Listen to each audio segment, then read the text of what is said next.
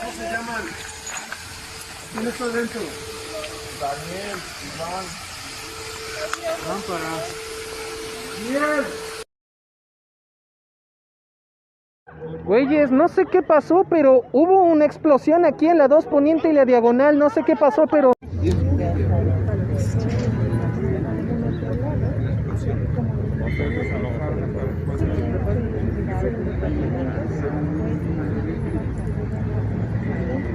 Thank you for that neglina.